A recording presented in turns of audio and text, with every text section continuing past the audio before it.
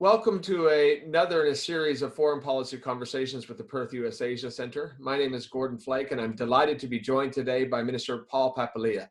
Minister Papalia needs no introduction here in Western Australia, but given the fact that this will be shared with our 10,000 strong mailing list in the region, we want to make sure that we give a little bit more of a full introduction to our guest today.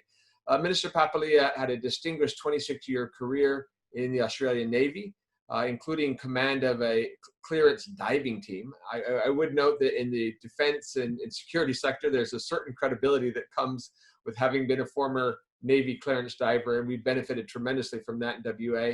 The minister joined the state parliament in 2007, is currently the member for Wanborough, and is a key member of the McGowan cabinet. He serves as Minister for Tourism, Racing and Gaming, Small Business, Citizenship and Multicultural Interests, and for our discussion today, also for defense issues. Today, much of our discussion will focus on defense issues. It has been an honor of the Perth US Asia Centre for the last 2 years to support the minister in his vision to have a WA Indo-Pacific Defense Conference. He's also, and I should note, been a key partner in other sectors as well. Wearing his multicultural interest and small business hat, we were pleased to work last year with the minister to host a China Business Conference as part of a week-long Chunghwa Festival here in Western Australia. And as those of you who work in the foreign policy sector will understand, we spent an inordinate amount of time thinking about flights and direct flights, and that's been a little bit upsetting in the COVID-19 era, but we really appreciated the minister's leadership as Minister for Tourism in securing direct flights like to Japan and other cities in our nearby region, something that we hope will return soon. So Minister Papalia, thank you for your time. Thank you for joining us. We look forward to this conversation. Thanks, Gordon. It's a real pleasure to be here. And unfortunately, I think every one of my portfolios that you've just referred to has probably been massively disrupted by COVID. But the good thing we can reflect on here in Western Australia is that I think we've had one of, if not the best responses to the crisis in the world. And we're really well placed. I think as a jurisdiction, as a state, Western Australia is incredibly well placed to recover and move out of that initial crisis phase. And I'm looking forward to the opportunities in my portfolios and right across government to get us going again and helping not only Australia, our state, but also the region and the world. Well, thank you. You may recall that I was fortunate enough with my family to be sworn in as Australian citizens in February. Perfect timing, because there's never been a better time to be an Aussie and never been a better time to be in WA. And we appreciate your administration's leadership on that front. You mentioned that every one of your portfolios has been impacted by COVID-19, and that's certainly true regardless of the business sector in the world. Could you give us your analysis of how the COVID-19 pandemic has impacted the defense industry sector, particularly here in WA? Look, I think probably of all the portfolios I hold, it's the least disrupted. It got impacted, as did every single element of the economy right around the world. So it has been impacted. The majority of the impacts with defence were related to travel between jurisdictions or from out of WA or getting people to come here as part of their activities. But we in Western Australia never went into complete lockdown. We kept our mining sector, our commodity sector open. We kept manufacturing and the defence industry open and operating, and also housing construction. So none of that was changed. In some other fields that might have impacted defence, our schools remain mostly open. There was about a week and a half where they were impacted, but we never shut them down in a big way, and that meant that people could continue to work and continue to operate. Defence did suffer some impacts. I ensured that the defence sector got to talk to me, talk to government in a number of fora to ensure that they were always able to express concerns they had, and we gave them direct access to our emergency coordinator, the police commissioner who's coordinating the whole response and overseeing things like transport or interstate travel and the like. So whenever there was an issue, we ensured that that was raised and dealt with where we could rapidly. But the benefit that defence had is it is always, or has always been, seen as one of the ways of diversifying our economy and ensuring you're less exposed to those peaks and troughs in other sectors. That's true in this environment as well. So work that was underway continued, and because we didn't really have to shut down our activities, they were least impacted, I think, of just about every sector in the state. Yeah, like the resource sector, the defense industry has a very long planning horizon. So Yeah. these are not month in, month out kind of revenue things. It's a long-term planning horizon, and that makes a big difference. I would note, I do appreciate your comments. I don't think that the country as a whole or the world really appreciates what's happened here in WA. No. There's this recognition that we've kept the national engine running for the economy in terms of the resource sector. But the effort that was required on the part of government and the part of industry to keep it running was monumental. And that's a story that I think has yet to be told in a serious way. There is obviously, beyond COVID-19, other major developments. This has been a really volatile era in terms of geopolitics, in terms of security. We saw just this week the Prime Minister and the Defense Minister launching an updated national security strategy and some revisions to both defense planning and defense industry planning as it turns to the international environment.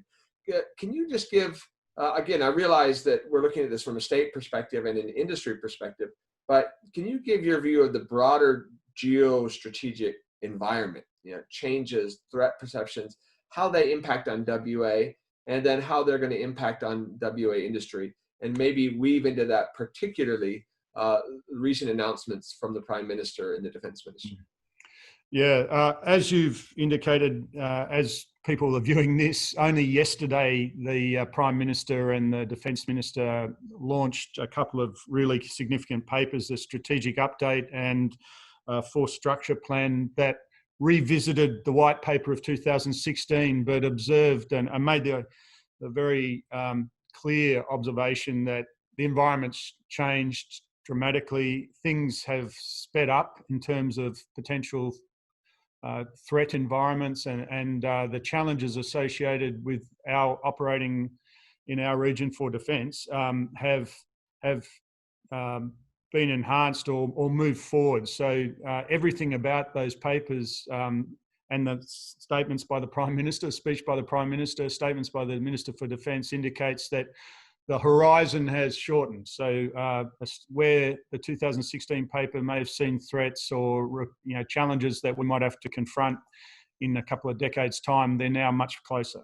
As a consequence, there's a significant increase in spend by the federal government on defence and a greater focus, greater emphasis on a number of fields of endeavour for defence. And that represents a lot of opportunity for Western Australian industry. So some of the key things I would say up front, if you're looking at opportunities for Western Australian industry, we are going to go after underwater warfare, which would incorporate things like mine countermeasures and hydrography, and it will also link to expeditionary warfare, which incorporates amphibious requirements to support the amphibious capability. But the underwater warfare, the centre of, we would seek to establish Western Australia as the centre of knowledge and development of capability in that field.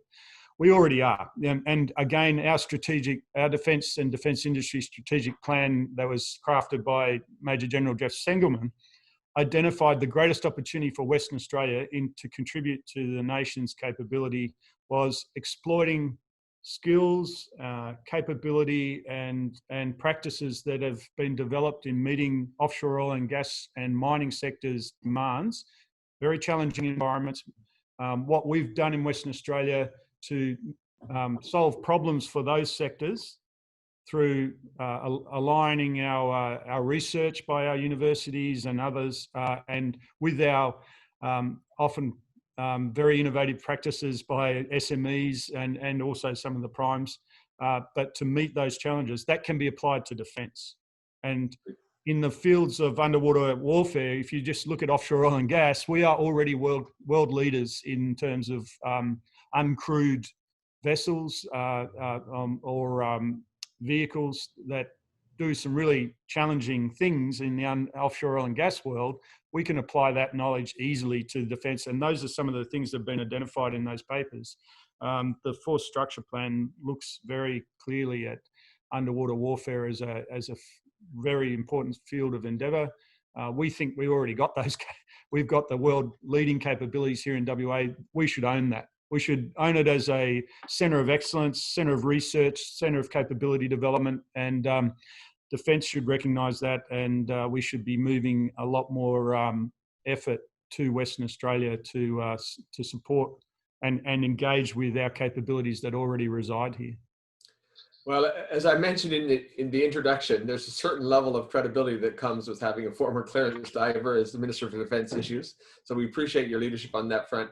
If I can opine a little bit on myself, as much as I support the national focus on the Pacific Step Up and the Pacific patrol boats, there is in the documents released yesterday a bit of a tilt back towards the east. And I think the Perth US Asia Centre will work with you, former defense ministers like Kim Beazley and Stephen Smith and David Johnson, and even our current defense minister, to make sure that we remain focused on the Indo-Pacific and Perth's unique position as the hub of the Indo-Pacific, kind of the fulcrum point, if you will, particularly for those defense issues going forward. So appreciate your leadership there.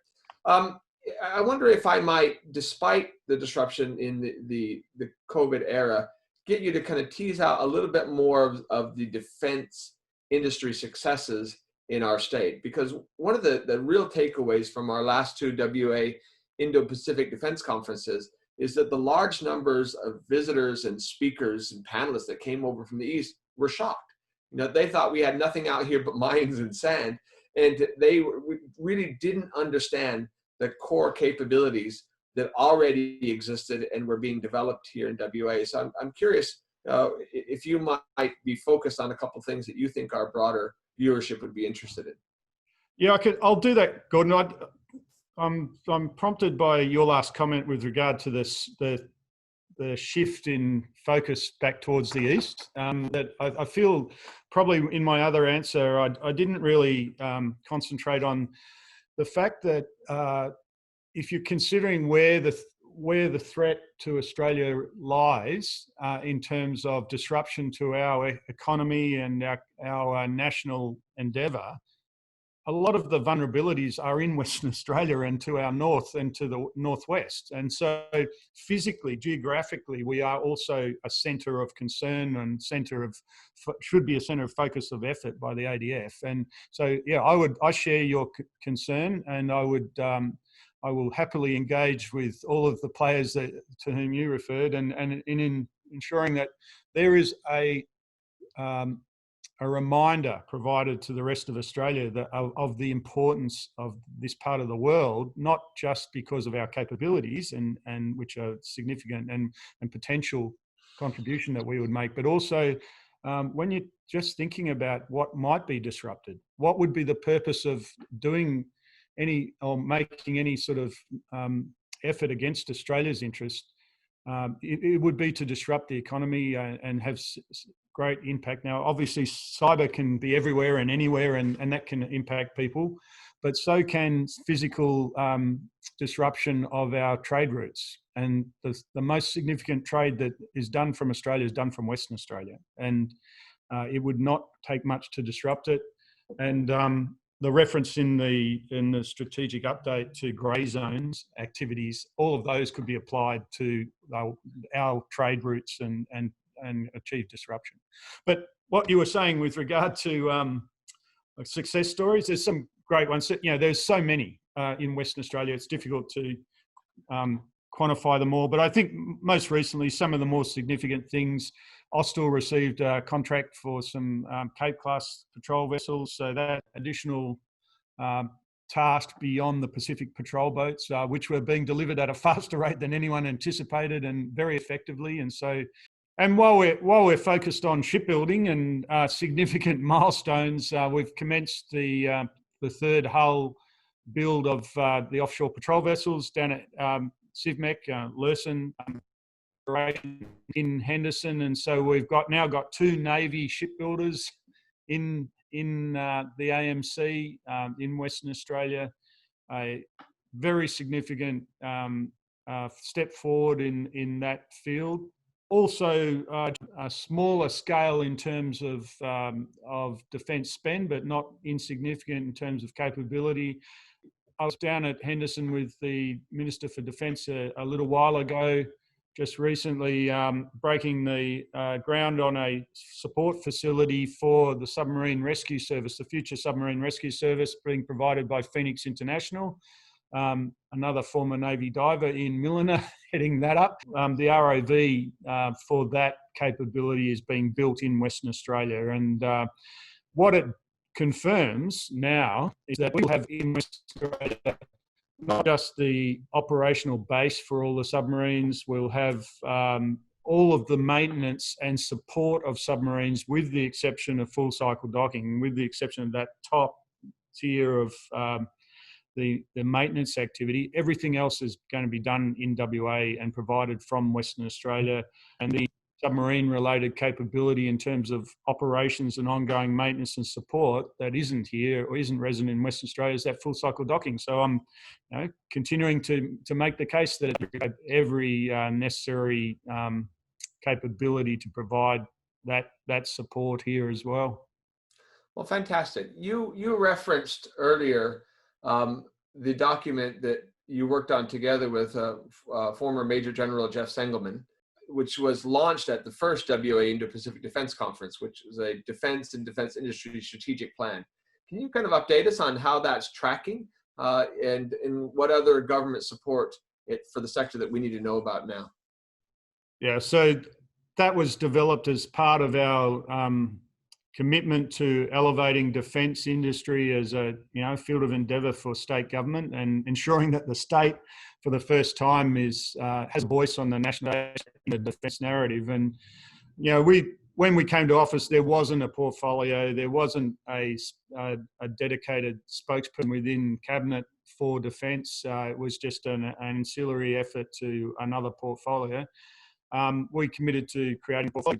We have an advocate now. Raiden Gates is a very effective advocate and ears and eyes for us in Canberra. We have a Defence West office, and we're building that capability now. With regard to the Jeff Sengelman crafted a wonderful framework for us to pursue support of the defence industry in Western Australia, and always in the national interest. So the reason why Western Australia would get involved, obviously there's benefits to the state and to industry in Western Australia of being in the defence endeavour, but we have a great capability that needs to be harnessed much more fully. And that's what, central to Jeff's strategic plan was a recognition that where Western Australia's strength lies is in offshore oil and gas. I've got a great history of meeting the demands of those really challenging environments that are not unlike what defence confronts every day. So our capability and ensuring that those skill sets and the knowledge that's been accrued over time in how to deal rapidly with the challenges in those environments and applying them to defence represents a great contribution, not just a great benefit for the state, but a great contribution to the nation. And so we're working on that. I think what, as an update, is we're gradually building our capability within Defence West. It's coming from no office at all. We've got Matt Moran there now heading it up, and we've got, they're co-located with the Defence Science Centre. We never had one of those before. We never had senior representation and executive level representation in Western Australia before. We do now. We are tapped into the discussion a lot more actively, and we are becoming part of the discussion now, whereas in the past we were more reactionary and we only heard that on completion of a decision, and which time we get what we were given. I can say we're now looking for opportunity much more aggressively. We're using that Defence West office and Defence Science Centre to achieve that sort of an outcome. We're also contributing actively through, because of having a portfolio, because of being part of the national narrative. We are now, the Premier is now regularly, the National Cabinet hasn't hurt. The Premier is regularly talking to the Prime Minister about these matters too, so defence matters. He and I had video conference meetings with the Minister for Defence a couple of times recently to focus on where we might bring forward infrastructure requirements for defence in this state as part of COVID recovery. And the COVID Commission, defence is one of the sectors that can assist in COVID recovery generally. We see in Western Australia there's great opportunity, and before too long in the near future, we'll be announcing some quite significant spend by the state government on defence infrastructure or enablers of defence activities that will generate jobs and opportunity in the near term, but also ensure that I think we should be able to leverage more investment by the federal government into defence. They are, I know, and they should be looking for bringing forward activity and spend on infrastructure that's going to be required anyway, but doing it now as a response to COVID in the second half of this year and next year to ensure that wherever possible, we're getting work done. Well, thank you. It's clear hearing you recounting how far we've come. I recall that when I arrived here in 2014, early that year, I attended a group of defense industry specialists for a conversation with the then state government. And we received from then what was the Department of State Development some pretty stark terms. They said, look, defense industry is less than 1% of our state GDP. No one's going to pay any attention to you, period. Right? And to go from that to having 500 people last August at the WA Indo-Pacific Defense Conference spend the entire time in the room. You mentioned Admiral Raiden Gates. We were delighted to interview him on the same program earlier, and to see that the growing organizational and strategic vision kind of being built out is a real testament to your effort and that of your government, and we really appreciate it. We appreciate the chance to be partners with you in that initiative. If I, to kind of wrap up our conversation, can turn a little bit parochial, I will note that for 30 years now, I've been almost constantly on airplanes, such as the nature of international relations. But I have now been on the ground for a longer period of time than any time since I was in university. And I was a particular fan of your work in establishing direct flights between Western Australia and the rest of the region. I mean, the ANA flight is absolutely a dream. The London flight, I had several chances to take. I'm curious as to your view as to where we go from here. You've done an awful lot of work. We hope they will all be reestablished quickly, but it is a difficult environment. How are we going to reconnect with this important region, particularly for tourists, et cetera? Yeah, I'm an optimist. I anticipate there will be a time when we can do international travel again, and where we can connect to those very important partners and markets. We have, during this time when aviation has shut down dramatically, we in my office, and with regard to aviation, to try and maintain the relationships with the airlines, particularly those ones that you referred to that we built in recent times, where there's government activity in support of, say, agricultural exports, and that the federal government to ensure that we still kept our markets. And our State Minister, Alana McTiernan, was involved in negotiations around freight connectivity. And we asked that they continue to work with those airlines that we had partnerships with. So they were working with Singapore, which is a significant airline that we had a very great partnership with. But I asked that if they're considering options for freight to Japan, that they work with ANA. So we keep the relationship alive, and we're well placed for the moment that the opportunity arises. We will pivot back. We're back on those planes to Japan, Gordon, and as will a lot of Western Australians who love going up there for skiing and the like. No, well, thank you so much. This has been a full discussion. We really appreciate your time. We look forward to continued discussions. We may have to come back and do a separate one on tourism alone, but this is really a useful discussion for our audience, understanding not only recent changes in the strategic environment facing Australia as a whole, but Western Australia in particular, and the remarkable responses to that by our industry and by our state government. So, Minister Papalia, thank you for your time. Thank you for your leadership, and we look forward to working with you going forward. Thanks very much, Gordon, and thanks to the Perth US Asia Centre. Your collaboration has been absolutely central to growing the awareness of defence in the state and looking and seeking out further opportunity. And we very much appreciate it. And we look forward to further engagement from here on in. Thank you. Appreciate it.